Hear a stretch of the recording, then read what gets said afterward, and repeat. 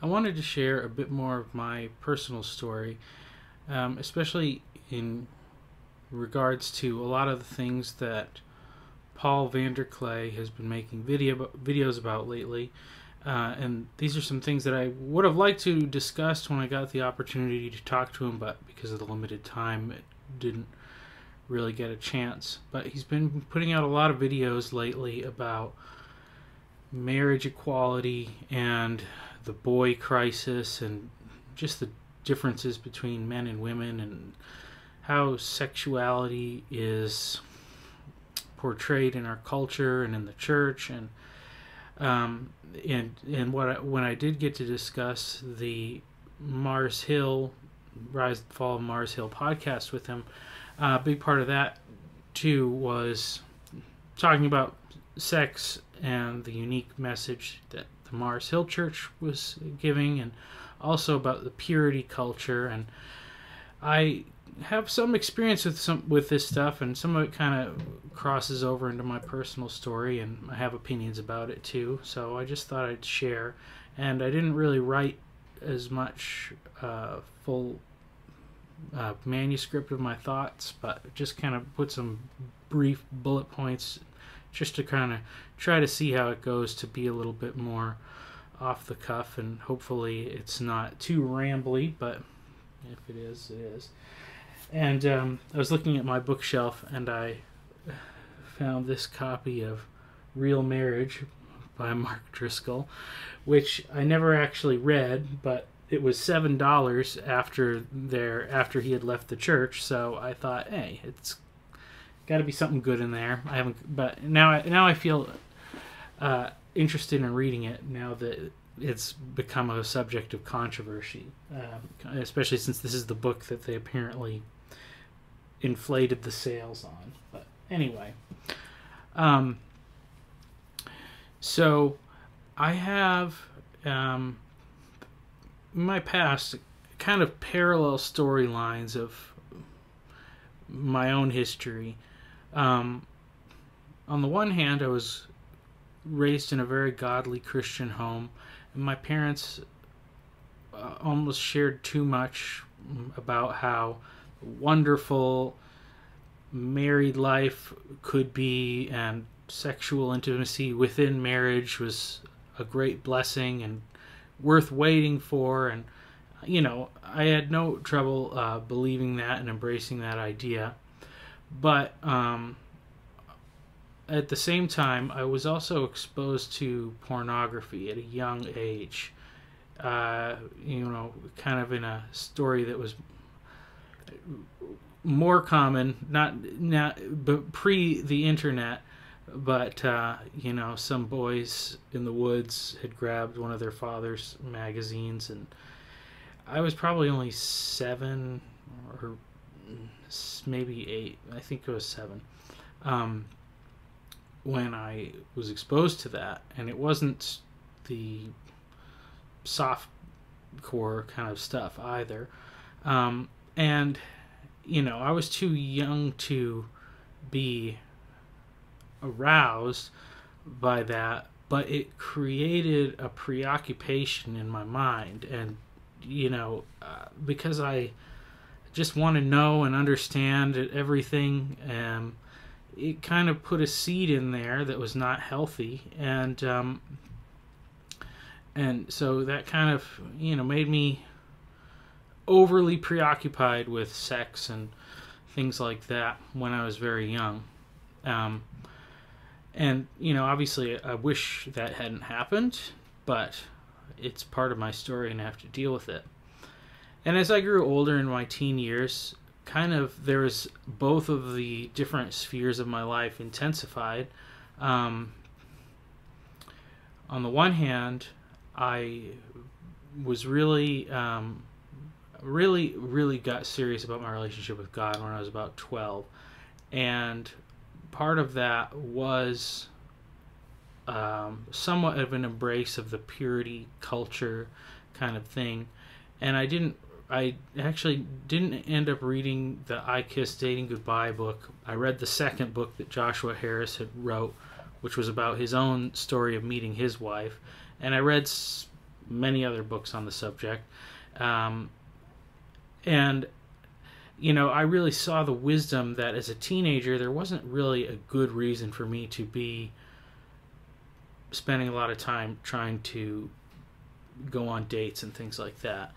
But I was still a normal teen guy and was very interested in girls, and so I kind of messed around. I was pursuing things. Didn't really go very far because I was homeschooled, so my options were only the girls I saw at the homeschool co-op once a week, or some other girls that I saw at youth group on another one day of the week.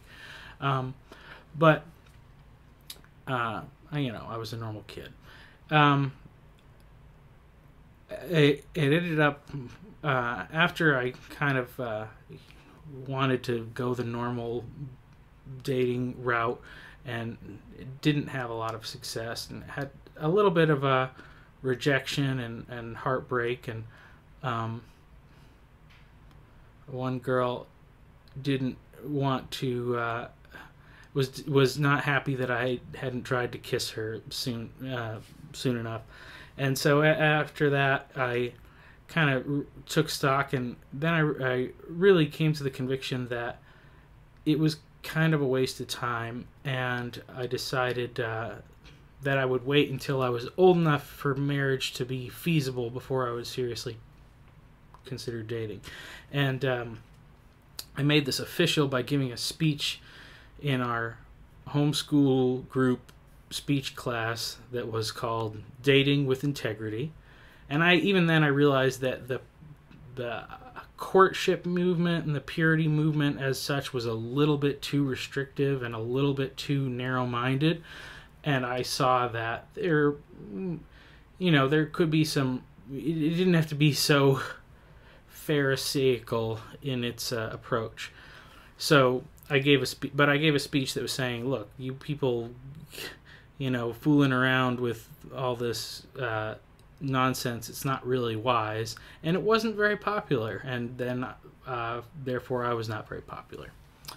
At the same time, however, the internet had dawned, and I did have opportunities when I was home alone, and got reintroduced to some things by some kids at church, and I began to have a real struggle with the fact that it was so readily available, and as a teenager, then it became an addictive thing. And like most people, I felt very conflicted about it, and I did love the Lord and I wanted to please him, but I would have struggle on occasion and feel intense guilt. And I kind of had these two things in my mind, that on the one hand I wanted God to bless me with the perfect wife that he had planned, and yet I had a hard time getting over this issue of pornography. And it was really hard to find anyone to talk to about it. I did have more success as I got older, and I pursued a career in ministry and went away to school, and I was able to put myself in a place where I did not have access to the internet all the time, and it wasn't I was always surrounded with other people, and that was great in giving me great success to go for long periods of time without struggling. But then at some point when that was over and I came home, I had to realize I had to learn how to set my own boundaries and deal with this. And I had great periods of success, months and even years at a time. But there was occasional lapses, and I had, unbeknownst to me at the time, but I had begun to make an idol out of doing everything in the correct, perfect way so that I could manipulate God into giving me what I want. And then I felt like whenever I failed by looking at pornography, that I was sabotaging myself, and that's why I wasn't reaping the rewards. So, when I got into my early 20s and I was trying to find a godly woman to pursue, I didn't handle rejection very well. And I didn't do a lot to improve myself in the traditional sense of like trying to earn more money or things like that, because I thought that God would honor me for my religiosity. And I felt like because I was pursuing a ministry and I was trying to be godly, that those would be the attributes that would make make me desirable to a godly woman. And whenever something didn't work out, I always attributed it to, well, that's just because God has something better and she wasn't good enough for me. And it was really inflating my ego and my own sense of how good I was doing. And then I read a book, Tim Keller's book, Counterfeit Gods, which really shattered my illusions, because that's when I realized that I had made an idol out of relationships, and I had made an idol out of having a perfect godly marriage and doing everything correctly beforehand and following all the steps. And it was actually in the book, he used the story of Jacob with his love for Rachel and Leah as an example of idolatry, because Jacob's obsession with Rachel was really unhealthy. And I had actually always thought of this as like a romantic story, that he would work so hard and he didn't, he was willing to sacrifice so much for his one true love. And that's where I identified with him before I read this book, as that being a good thing. And so that's how I felt like I was doing, like, yes, I will sacrifice myself and feel noble, and eventually I will receive the reward, and it's going to be so great. And then I read this book, and I realized that I had made a huge idol out of this, and I was not honoring God by being so rigid in my rules that I had set up for myself and all these things. And I realized that I desired what he could give me more than I desired God himself. And so what I came away from that with was a realization that God's will for my life, the will that he wanted, what he wanted for my life, was going to be the best life that I could hope for, regardless of whether I was married or not. And if God's will was that I should be single, then I would be happier choosing to be single and being single in God's will than I would be married and going against God's will. And that was a really hard thing for me to grasp. And I didn't really believe it. But I prayed that, and I told myself that, and I prayed that God would make that real to me for maybe a year and a half, or almost 2 years, or something like that. And I just kept telling myself, if God wants me to be single, then that is the best thing for me, and that is what I should desire above all else. And so, I really kind of got to a certain point where I thought, I guess I really believed it, and I believed that if God desired for me to be single, then that's what I should desire. And so, a life of celibacy was something that I contemplated for my life. And after a while, and once I got to that point, it was a freeing idea that I didn't have to worry about what was happening with the girls. I needed to focus on God and my relationship with God and listening to him and doing what he wanted me to do. And so it took a whole lot of distraction away from me. But at a certain point, God released me from that. And I could tell, I heard him speak in a way that it was all right for me, that I had done the time and I had unlearned the wrong things that I had in my mind, and that it was all right for me to pursue a relationship with a woman. And I asked out the wrong girl right when that happened. But it wasn't long before that that I knew the person that God wanted me to ask to date, and the woman that is my wife now. And we had been friends for a long time, and it was actually much scarier to ask her out, because I was before I was always asking these girls that were almost all of them were taller than me, and I guess because I'm not a very tall guy, I thought that would be very impressive if I had a tall girlfriend that liked me because of what that would say about me. And so it was actually easy to not expect. If you don't expect a yes, it's not hard to ask a girl out, because the rejection is what you were expecting anyway.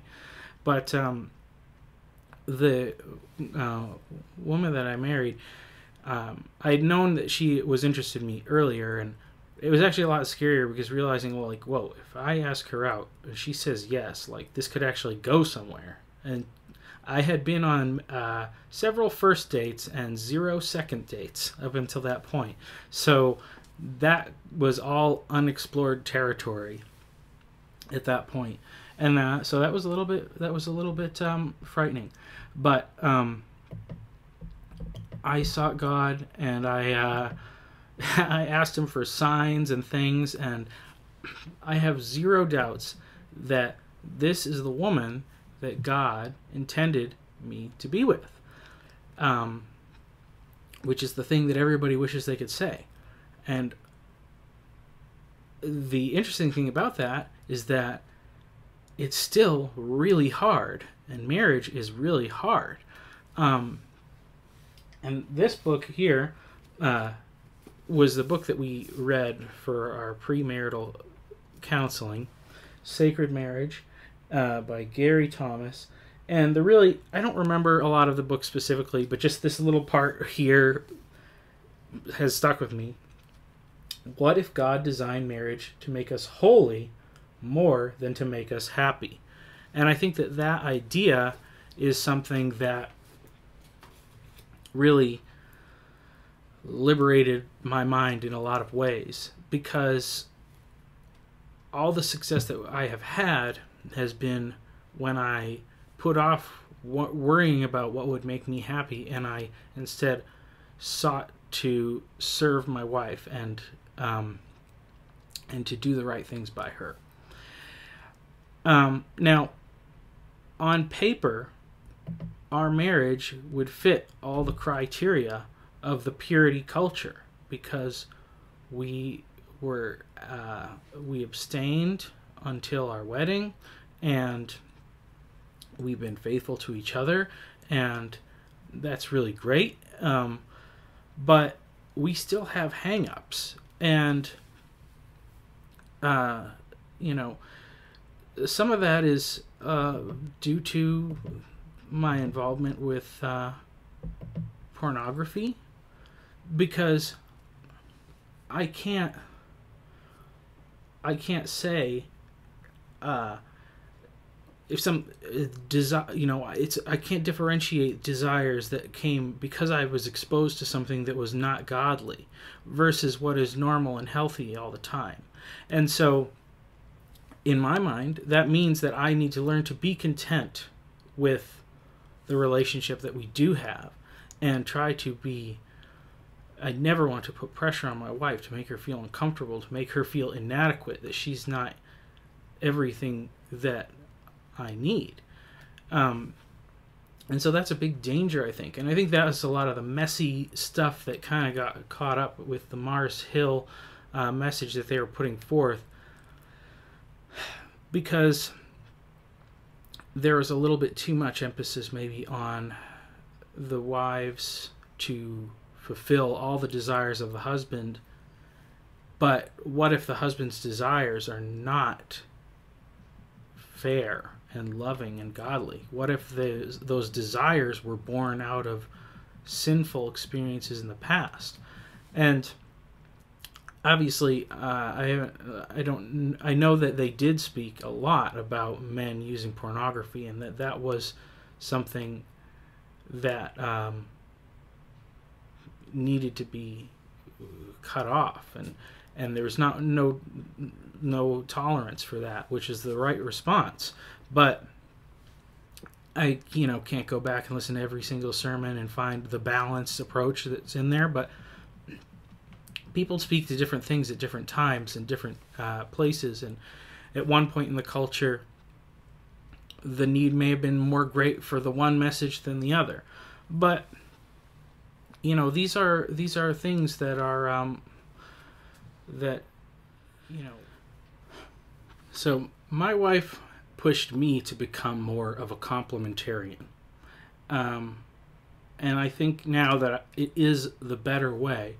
And even though I would say by today's standards I am very conservative, my personality does lend me to be toward the classical liberal type of thinking, and so I would say that I went into things very much believing that I don't need my wife to submit to me in all things, and I believe in being equals, and I had an egalitarian kind of model in mind. But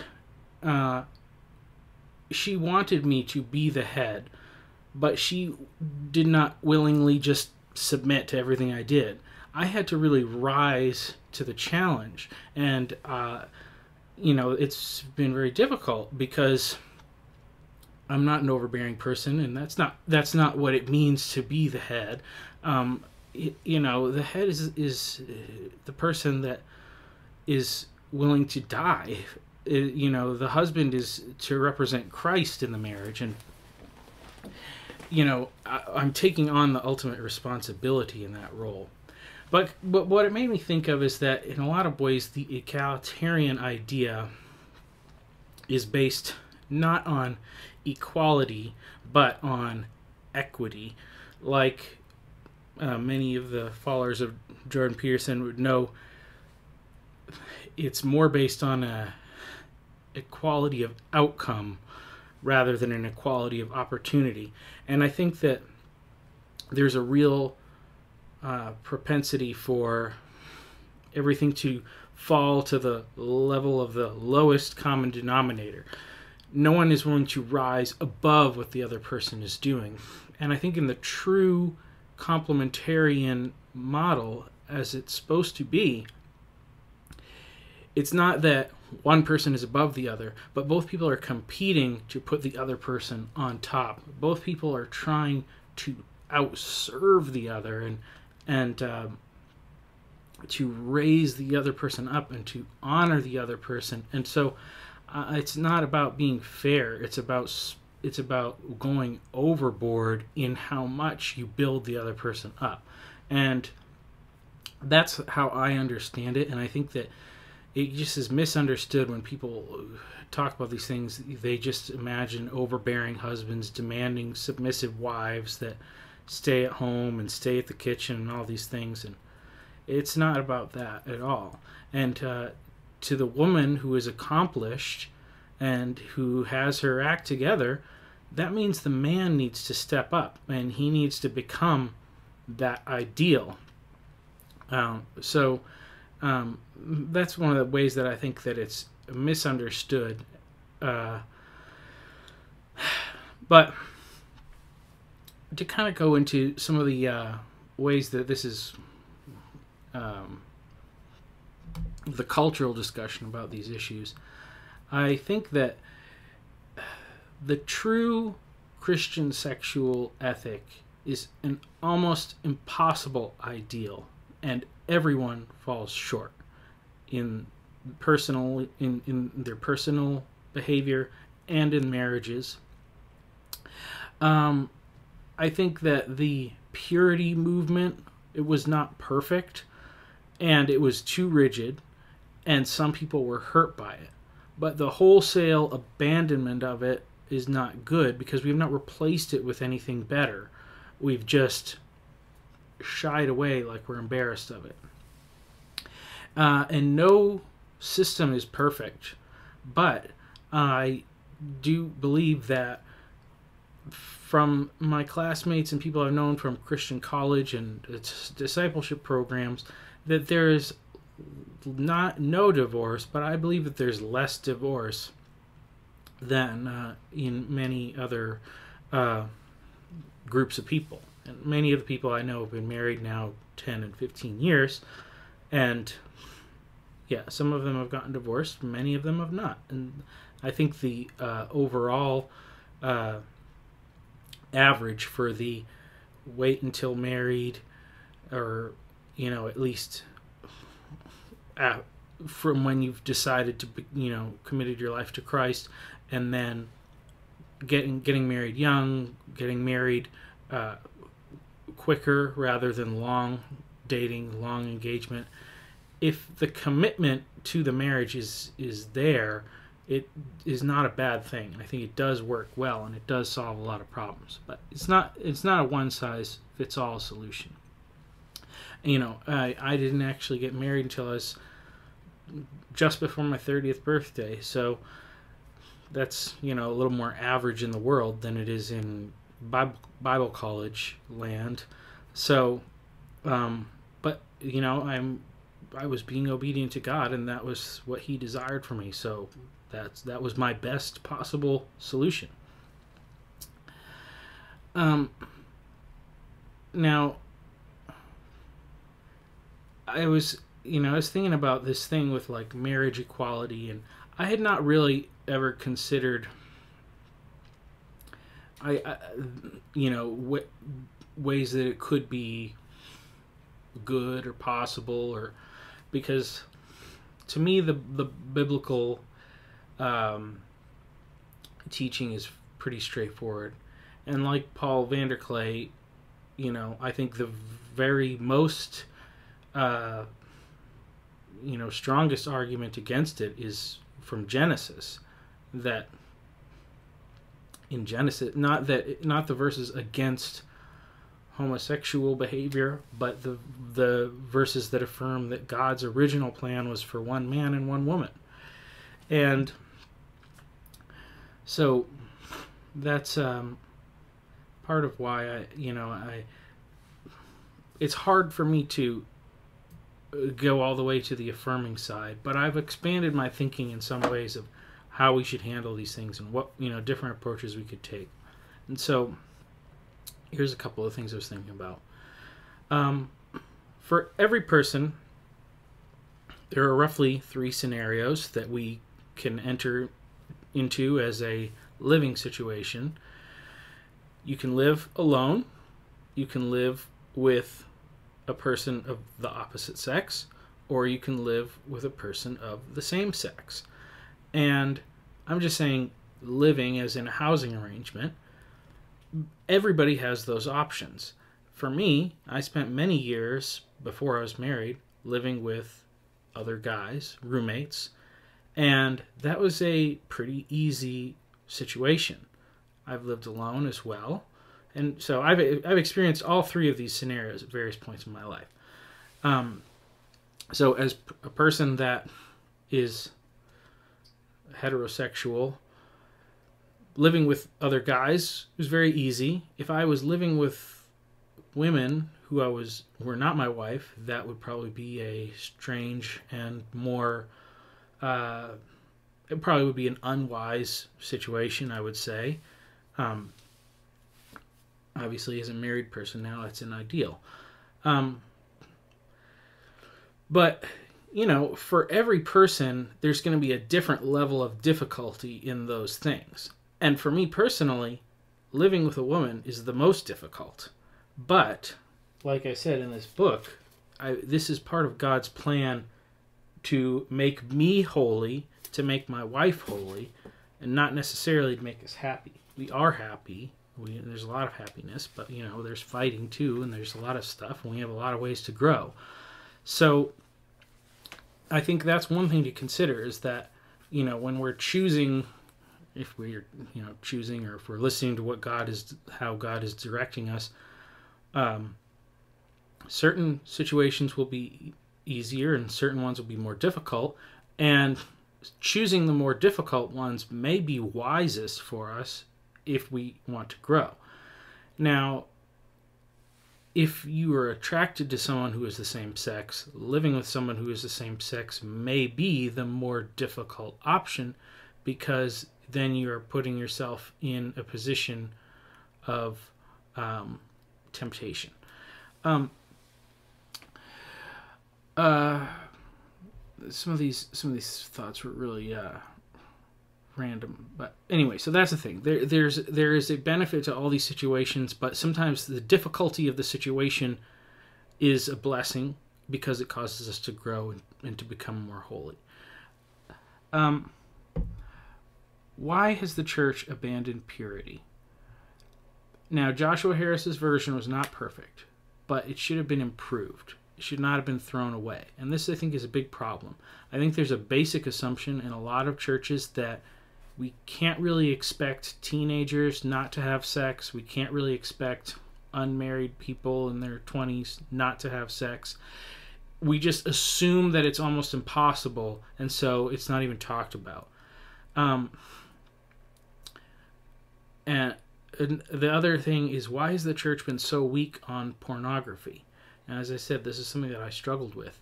And there's a lot of times when it was very difficult to find anybody to talk to about this in an actual constructive manner. If I confessed my sin to somebody, they'd say, well, yeah, don't do that again. And they didn't want to talk about it anymore. That was not very helpful. Eventually, I did find someone that I was able to have real accountability with, and that helped me largely overcome the issue. And once once I realized when I was in a relationship with a woman that confessing that is not fun, and it's not messing around, and it's not okay, that really solidified things for me. But our failure to deal with the issue of pornography and sexual immorality within the church, it really makes our protests about marriage equality sound overly judgmental, because we have a log in our eye that we have not removed, and we're complaining about the speck in someone else's. And the thing that really has helped me to deal with this the most is just to understand that pornography seems like it's harmless because somebody is alone and they are not hurting anybody, and it's a private thing and nobody knows about it. But that is wrong, and that is absolutely wrong. And the more I understand the way that idolatry and sexual sin were tied together in the Old Testament and in the New Testament, it's really a spiritual act, and it's collusion with demons in a way, because we're participating in something when we view that, because whether it is happening in that moment or it was filmed previously, an act is occurring that is against the will of God.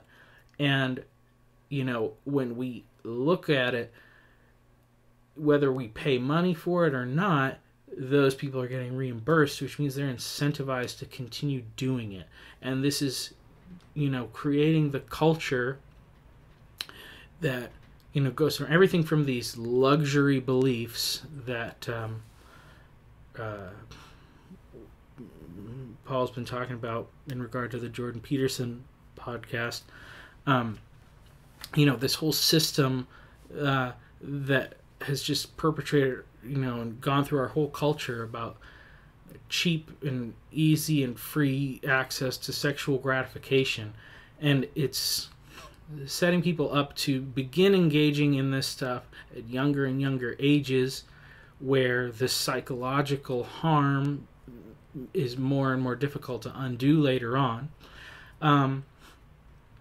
It means that you are incentivizing people to continue to make pornography, which means to continue to get women involved in this, and men, which means, there are people incentivizing, trying to recruit people to do this, and then more forcibly human trafficking, and really it's also fueling abortion, because the more we support sexual immorality through our viewing of pornography, the more we are creating an environment where pregnancies are occurring where they are not wanted, and babies are being aborted. And this whole thing of men just wanting to control women's bodies. The men who want to control women's bodies are the ones that are engaging in creating pornography, and are the 4% of men on Tinder who are sleeping with all the women.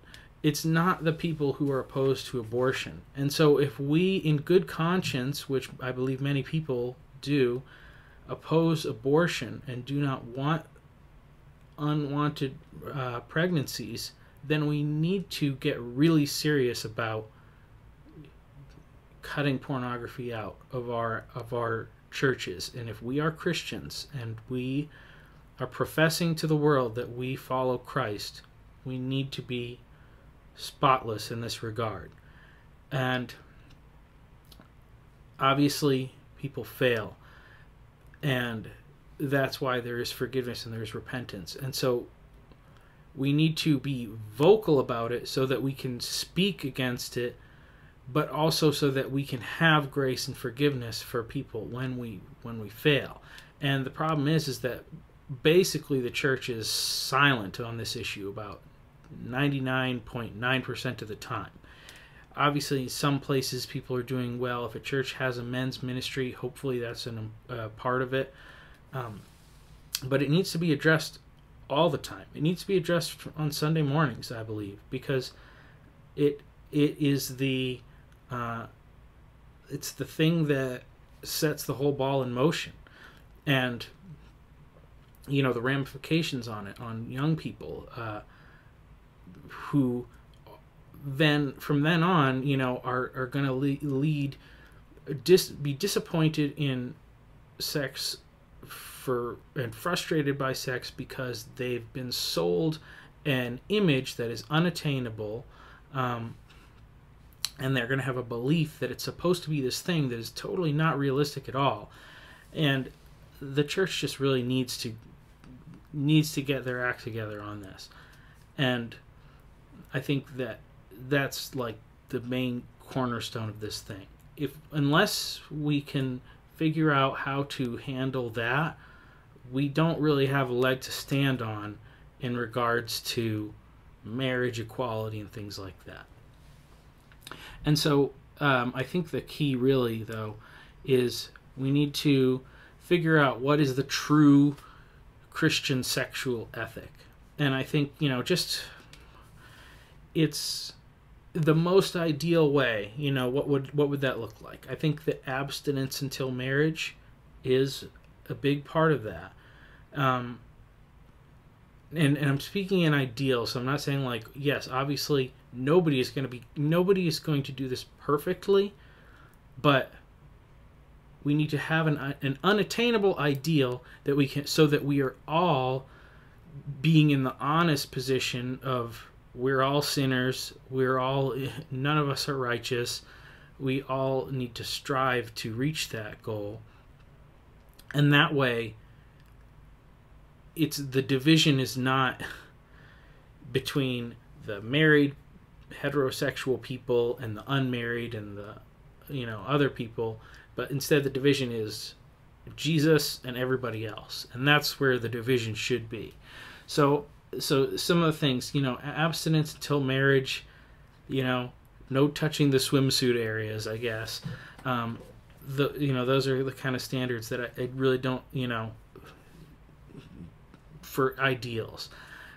Faithfulness to spouse to death, even in the light of transgressions by their partner.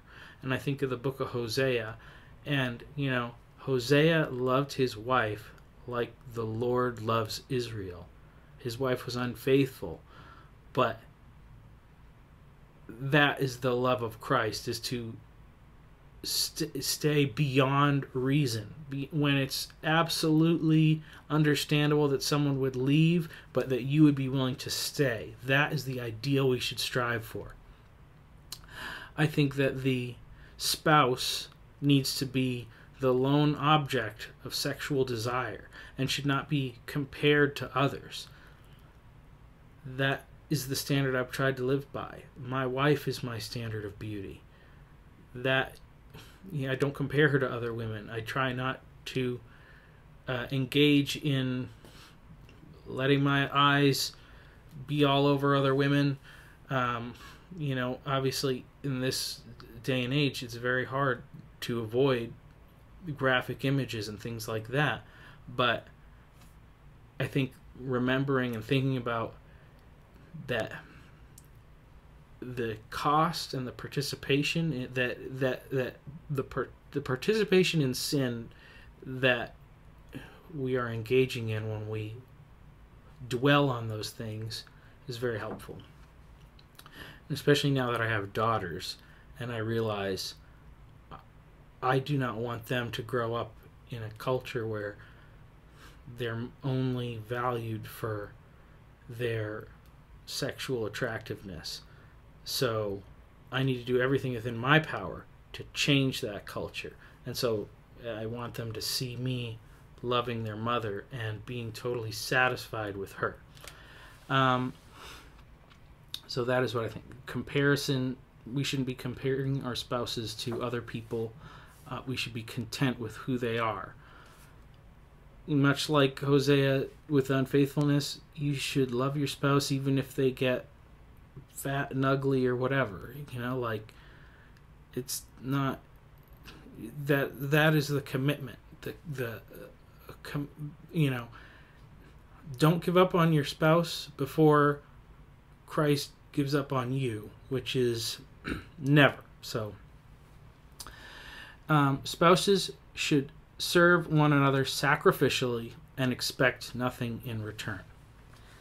So both partners should consider themselves to be the lesser. And we should always be striving to build the other person up. Forgiving all sins.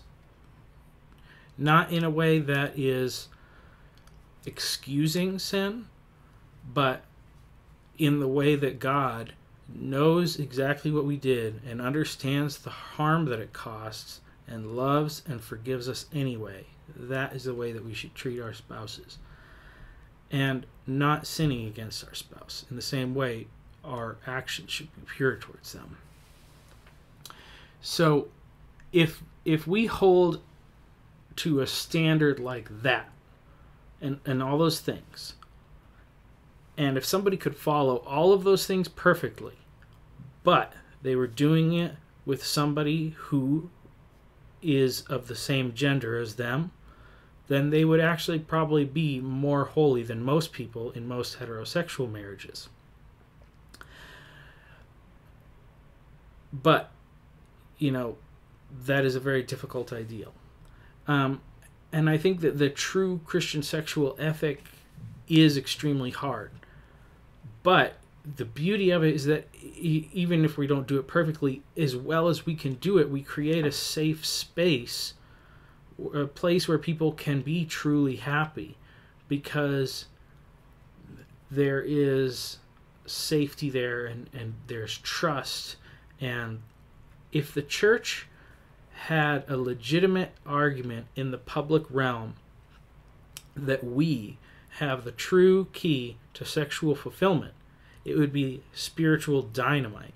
It would be devastating to the culture. Because right now, there are millions of married couples who are sexually fulfilled and satisfied and happy and wouldn't want it any other way. But the culture keeps saying that more and more exotic partners and more variety and more extreme is always the best, and just to fulfill every desire and give in to everything, and that's not truly what is satisfying. But we don't have any clout, and I think, because we haven't dealt with our issues, we don't have the say in that. And I think that in regards to the rise and fall of Mars Hill, I think there was spiritual attack against that church for that reason, because as much as there were those bad situations, and there were some people who were not being treated well, and there was some things that went too far for too many people, most of the message was right, and it was the things that people had not been saying in church, and they were taking back ground from the enemy and taking back from culture what God had created, because in reality nobody loves sex more than God. He did design it, and he wants people to be married and reproducing because he loves people, and he just wants there to be more people, and he wants those people to be loved, and he wants those people to be loving people. And so I think that if we ever got to a place where people would not on the basis of their own personal spiritual life or because of Christ, but simply for the facts and the rational argument, would say, I would rather go find a person in a community like a church that has these set of beliefs and follows this sexual ethic, and commit to a relationship with them rather than pursue every wild fantasy, then the world would be an amazing place, because the culture war would be over in a way. But of course, the problem is, in this loving and accepting and affirming space. And I think, on the one hand, now that we do have civil marriages, I don't see any reason why churches should be rejecting people when they come in already married civilly, if it's be to someone who is of the same gender. Because the Holy Spirit can deal with people, and if the Holy Spirit wants to convict people and tell them to change and whatever, he can do that. But the real issue is the thing of the church performing a ceremony and people wanting the church to be willing to perform a ceremony, because that is putting a stamp of approval on something. And as I said, if we have this whole list of sexual ethics and people are perfect in every one of them except for the one about the genders, then they're doing really good in a way. But it wouldn't be right for us to say, if you took another couple where they were doing everything great except they were not being faithful, it wouldn't be good to put a blessing on that. Or, we shouldn't bless anything that is a sin. And it's kind of hard to... It takes some very strange hermeneutics to get the Bible to say that it's not less than the ideal. And so I don't think that it's right for the church to bless something that is not God's ideal. Now, when they're blessing a marriage, obviously marriages are far from perfect in general, but at least you're blessing people's attempt to live up to the ideal of what a marriage could be. And when that, and the Bible affirms that to be something between a man and a woman. So it's very hard. One really weird idea, and this is kind of something I just kind of came up with at the last minute, but maybe churches could just do away with the institutional Christian marriage for both heterosexual and homosexual people. Because in 1 Peter, there in chapter 2, there's the concept of the priesthood of all believers. So if all Christians are priests, a royal priesthood, then technically they do not need a higher human authority. So two people could simply choose to be married, but they would be responsible before God to uphold all the sexual ethics of the Bible.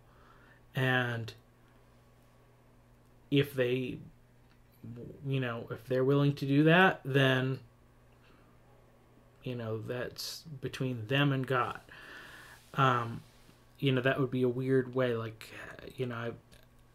I think then the body could still hold people accountable, because you couldn't just have someone say, we're married, and then, a month later, if they're no longer married, well, that's, then they need to be talked to, because that's not the right way to do things.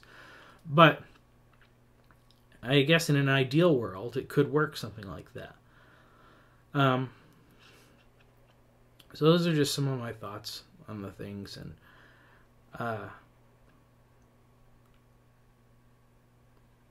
I'm sure that this conversation will go on for a long time, but those are some of the things that I have been thinking about and wanting to ponder and wanted to share. So, thank you for listening.